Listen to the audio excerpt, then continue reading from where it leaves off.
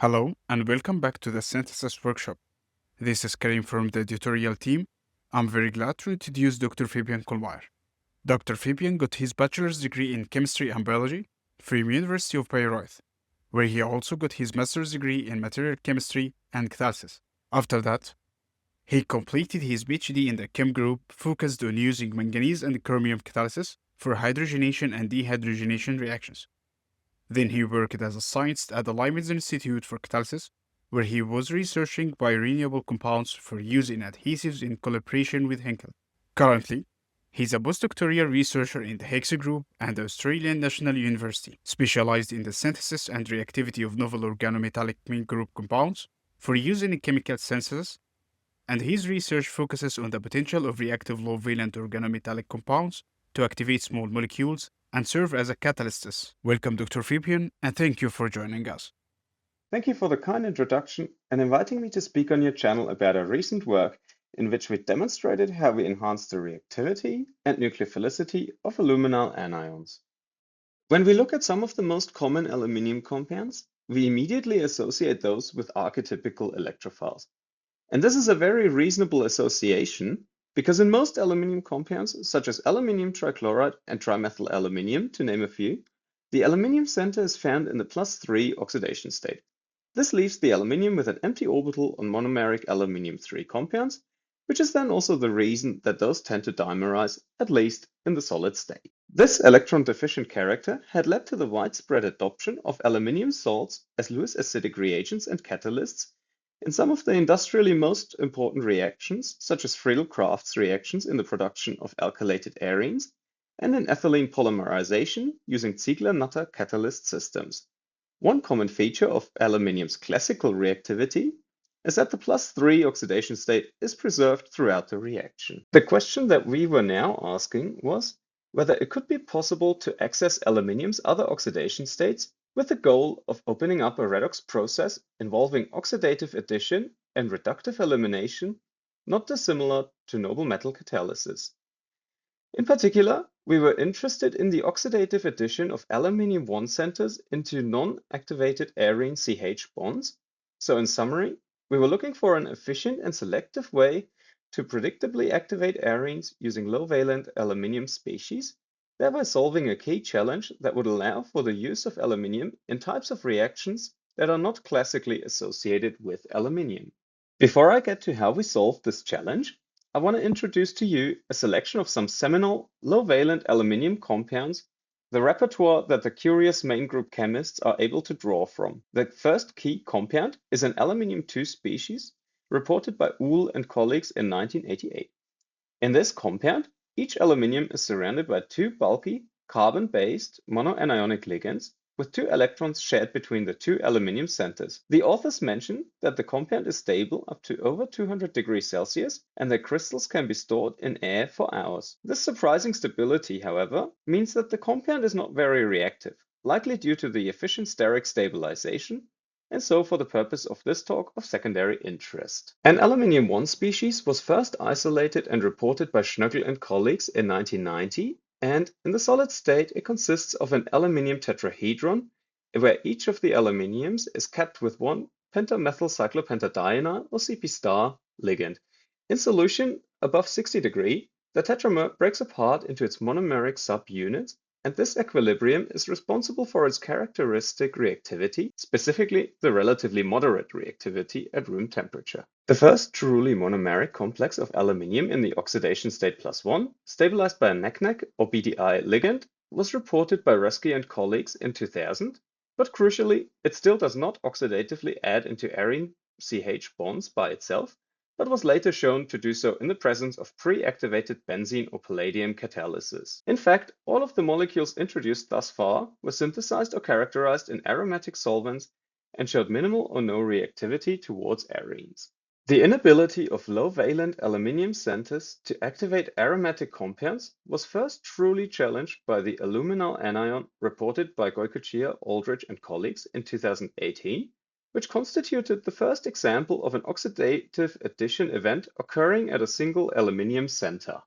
The authors synthesized the aluminyl complex via a reduction of the corresponding diamidoxanthine aluminium iodide complex with an excess of potassium graphite, Kc8, and were able to isolate the target compound in about 75% yield. Furthermore, they were able to crystallographically characterize the aluminyl complex. In this compound, the aluminium is surrounded by a diamidoxanthine-based ligand, often called non for its nitrogen-oxygen-nitrogen binding pocket, with a diisopropylphenyl dip substituent on the nitrogen donor. The dianionic nature of the ligand leads to an overall negatively charged complex anion, an aluminyl anion, with the charge being balanced by potassium cations that bridge the two subunits via arene-pi interaction between the dip groups. Electronically, aluminyl anions are reminiscent of the much more commonly encountered class of carbenes, in that these compounds are isoelectronic to each other. Calculations show that the filled p orbital on aluminium constitutes the HOMO at -0.97 electron volts, and due to the dianionic nature of the ligand, it possessed the highest energy HOMO of any aluminium-1 compound reported at the time, something we will come back to later. The empty p-set orbital forming the LUMO is found at 2.61 electron volts, relatively high due to pi donation from the two amide donors, which explains the low electrophilicity of the aluminyl anion. Taken together, these computational findings indicate that the aluminyl anion should act as an aluminium-centered nucleophile, something that was experimentally confirmed through the reaction with methyl iodide. This reaction produces the neutral aluminium methyl complex together with potassium iodide as a byproduct. Much more interestingly, the reaction with dihydrogen produces the dihydroaluminate as a consequence of an oxidative addition of hydrogen on the aluminium center, which had not been reported before. More pertinent to this talk, however, is the capability of this complex to achieve CH activation via oxidative addition of benzene. Heating the aluminyl to 60 degrees Celsius over multiple days yielded the phenylhydridoaluminate complex. This constituted the first example of an oxidative addition process occurring on a single aluminium center, in fact, any single main group metal center, going from aluminium-1 to aluminium-3. And this is without the need of activating the aromatic reagent as its calcium complex or employing palladium catalysts. However, the reactivity is not as straightforward for substituted arenes, including some as simple as toluene. While the reaction of toluene with the aluminyl complex proceeds at 80 degrees Celsius within 2 days to give the expected meta-CH illuminated product, the reaction is complicated by the formation of a byproduct that is the result of the activation of the methyl group. In the reaction of the aluminyl anion with diphenyl ether, the reactivity is again different, and instead of CH activation, a CO bond cleavage is observed. Finally, the reaction with fluorobenzene and other fluorinated compounds led to a complicated mixture of unidentified products. To tackle this challenging and at times unpredictable reactivity, we envisioned that it would be beneficial to have a defined aluminyl species which reacts much more selectively.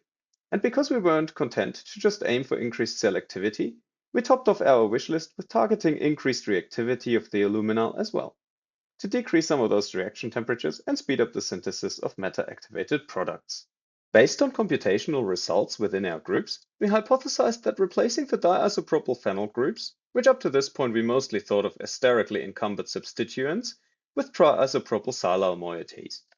In fact, when we performed the calculations, we were pleased to find that the general electronic structure remained much the same, but with a much higher situated HOMO at -0.63 electron volts, due to the silyl amide ligand's pronounced sigma donation capability, particularly when compared to dip, which we then hoped would translate to increased nucleophilicity. Furthermore, the LUMO energy was found to be circa 0.8 electron volts higher than in the parent aluminyl anion, which should make this the least electrophilic aluminyl complex to date, and we hope that this change would help in making this aluminyl the most selective meta-CH activation reactions. With a synthetic target identified, we devised a suitable synthetic plan. Starting from the doubly triisopropyl substituted 4,5-diaminoxanthine pro-ligand, a metallation was envisioned to occur via lithiation followed by a salt metathesis using a suitable aluminium halide. In the more challenging of the two steps, the aluminium precursor would then be reduced to the desired anionic aluminium-1 complex using potassium-derived reductants. From here, the meta-CH activation of various arenes was to be investigated. Initially, we attempted to synthesize the prerequisite substituted 4,5-diaminoxanthine by reproducing literature procedures starting from xanthine. However, we were quickly met with several roadblocks, such as unreliable yields, expensive solutions of anhydrous ammonia, which were at the time unavailable in Australia, or unfeasible large-scale azide chemistry. Therefore, we set out to synthesize 4,5-diaminoxanthine via an established Buchwald-Hartwig cross-coupling between dibromoxanthine and benzylamine, followed by deprotection via hydrogenolysis. While this approach was feasible on scales up to 5 gram, reduction on larger scale was hindered by the requirement for larger pressure equipment.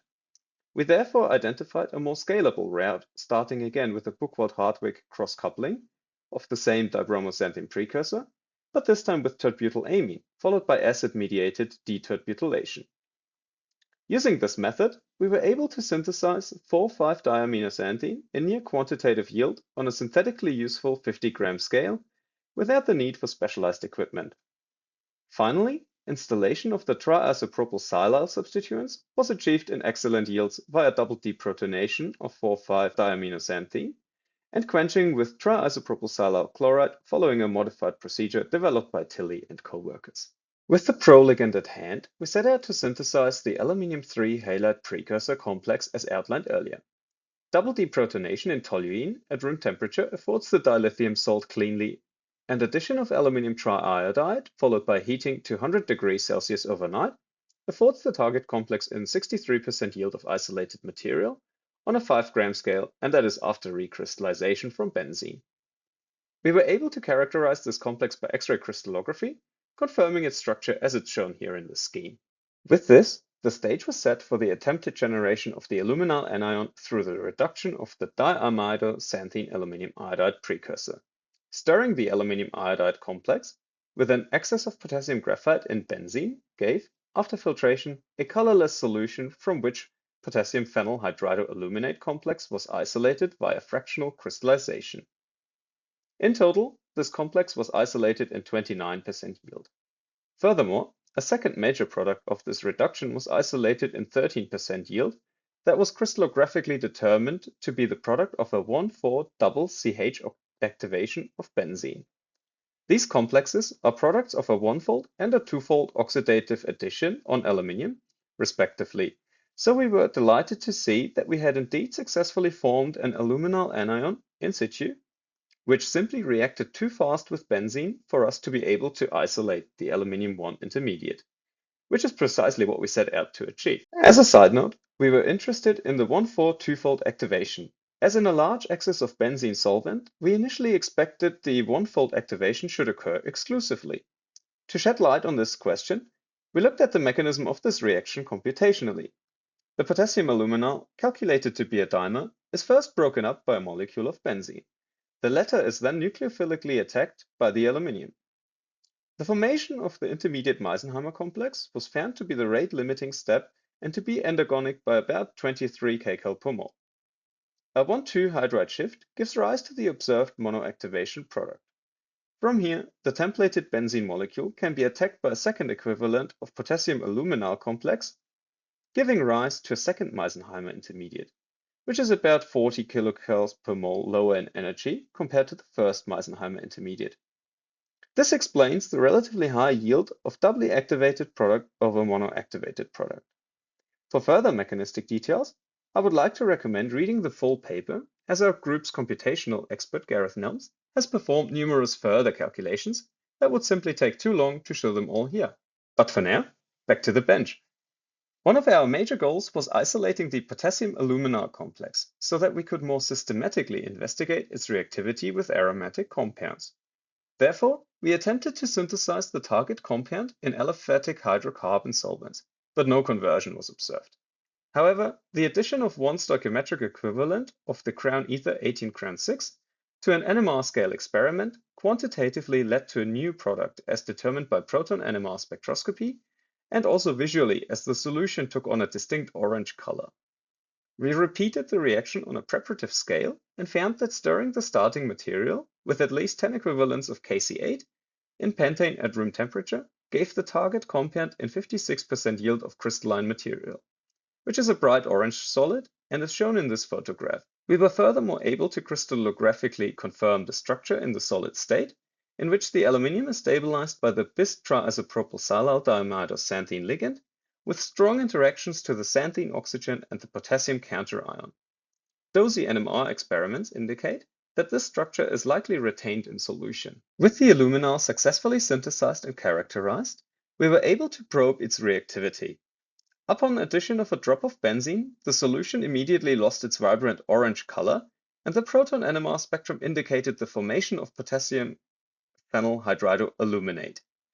Indeed, the product, which was formed quantitatively by NMR, was isolated in 56% yield of crystalline material, and its structure could also be confirmed by means of X-ray diffraction.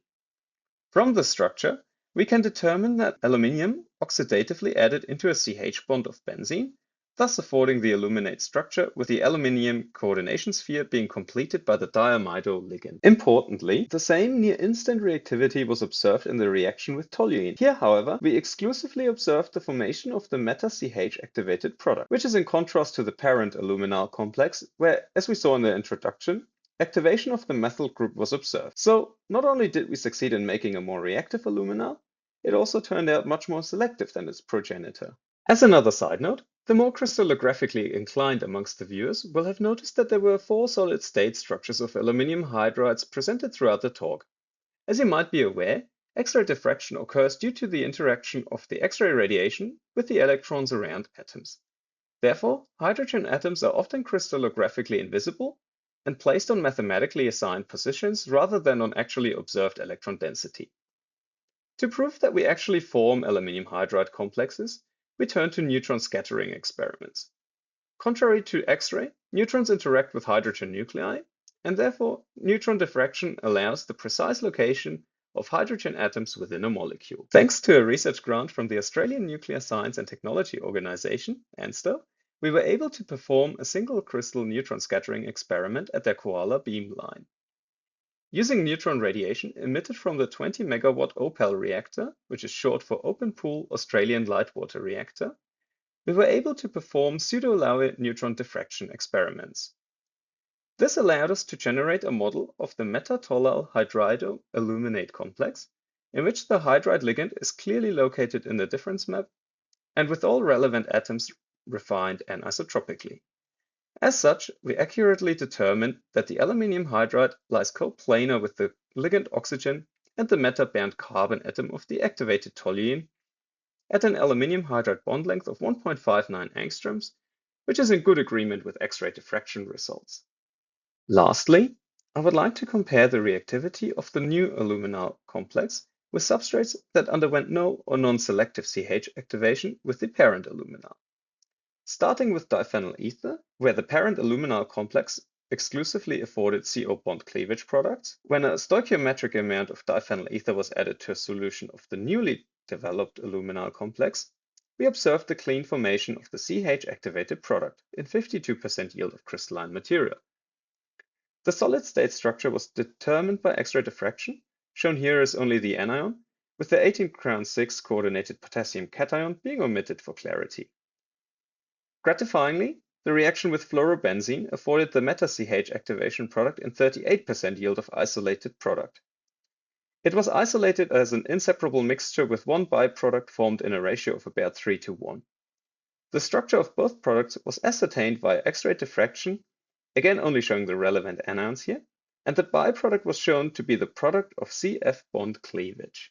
Taken together, these results highlight the importance of precisely dialing in the HOMO and LUMO energies in polar main group organometallics, and how we can use these insights to rationally design low-valent aluminium complexes to display desirable reactivity. With this, I'm at the end of my presentation, and I want to thank Matt and his team again for the invitation and the platform to speak about some of the research from our group. Furthermore, I want to thank Jamie Hicks and the whole Hicks group for being amazing and brilliant people to work with. Particularly, I want to thank the people and co-authors of the paper that I spoke about for the last minutes and their incredible contributions. Particularly, I want to thank Dr. Alison Edwards at ANSTO for her help and guidance with the neutron diffraction studies, and Gareth Nelms and Claire McMullen for the computational work. Furthermore, I gratefully acknowledge the generous funding from the sources shown here. Thank you. Thank you, Dr. Fabian, for your really informative presentation. If you enjoyed this Research Spotlight episode, please subscribe our channel for newer episodes and follow us on Twitter. And you can also find us on LinkedIn. Thank you for watching and see you the next time.